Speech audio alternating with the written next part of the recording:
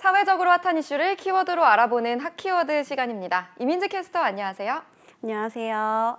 네, 우리가 누군가를 만났을 때 어떻게 부를지를 먼저 생각하죠.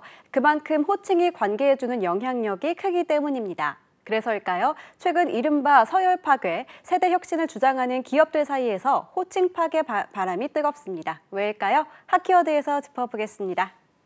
이런 호칭의 변화, 이전에도 자주 있었는데요. 대세로 잡은 걸까요? 어떤 곳에서 변화가 일어나고 있습니까?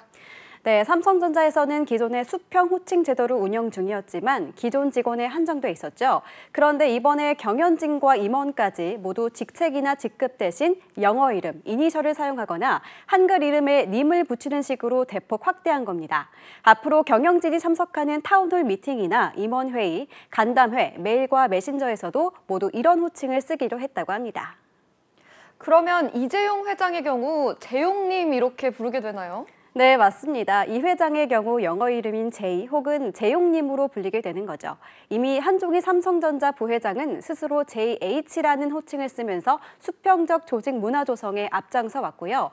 다른 기업들도 마찬가지입니다. 직급 파괴의 원조는 CJ그룹으로 2000년부터 직급 호칭을 버리고 서로를 님으로 불렀죠.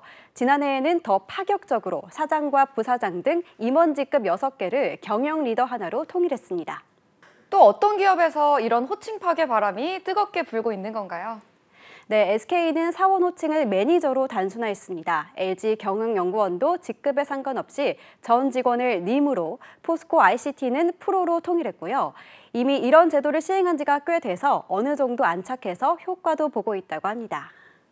기업에서 저마다 호칭을 파괴하고 대폭 그 대상까지 늘리는 것, 어떤 배경이라고 봐야 할까요? 네, 직급 파괴의 가장 큰 이유는 위기감 때문인데요. 코로나19와 4차 산업혁명 등 급격한 환경 변화에서 살아남으려는 기업들의 생존 전략이라는 분석입니다. 여기에 회사의 주축인 된 MZ세대와의 소통을 강화하기 위한 목적도 큽니다. 호칭의 격을 없애기 위해서 수직적 권위, 위계서열에 대한 MZ세대의 거부감을 줄이겠다는 건데요.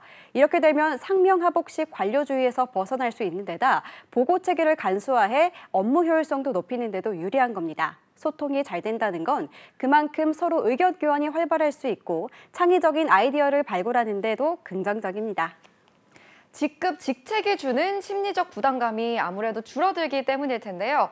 하지만 반대로 오히려 호칭 파괴 역효과로 다시 직급이 생긴 곳도 있다면서요? 네, 맞습니다. 호칭만 바뀔 뿐 업무 체계 변화를 주기 어려워 다시 옛날 호칭으로 되돌아가는 사례도 있습니다. KT는 직급 대신 매니저라는 호칭을 사용했다가 5년 만에 다시 기존 체제로 돌아갔고요. 포스코도 결국 기존 사원, 대리, 과장, 차장 직급 체계로 복귀했습니다. 하나그룹도 3년 만에 직급제를 부활시켰고요. 호칭과 직급이 사라진 긍정적인 효과에 오히려 대폭 확대하고 나선 기업과 부작용에 되돌아간 기업, 어떤 차이가 있었던 걸까요? 네, 일부 기업들은 호칭만 폐지됐지 하는 일이 그대로이다 보니까 보고식의 업무 체계도 또 외부적으로 업무 효율성도 떨어졌다고 설명합니다. 또 일반 직원과 달리 핵심 사업을 책임지는 임원급의 통합 역시 책임 소재가 모호해지는 부작용이 있었다는데요. 반면 긍정적인 효과를 본 기업들은 모든 직급으로 범위를 넓혀 직무까지 변화를 줬고요. 또 업무 성과에 따라 보상하는 체계도 바꿨다고 합니다. 임직원 능력에 대한 공정한 평가와 합리적인 보상 시스템을 갖춰야 진정한 조직 문화 혁신이 가능하다는 걸 알 수 있는 대목입니다. 네, 무엇이든 포장지만 바꿔서는 안 되겠죠. 포장지에 걸맞게 내용물까지 알차게 새롭게 바뀌어야 진정한 혁신, 진정한 호칭 파괴 효과를 볼 수 있지 않을까요? 지금까지 핫키워드 이민재 캐스터였습니다. 고맙습니다. 고맙습니다.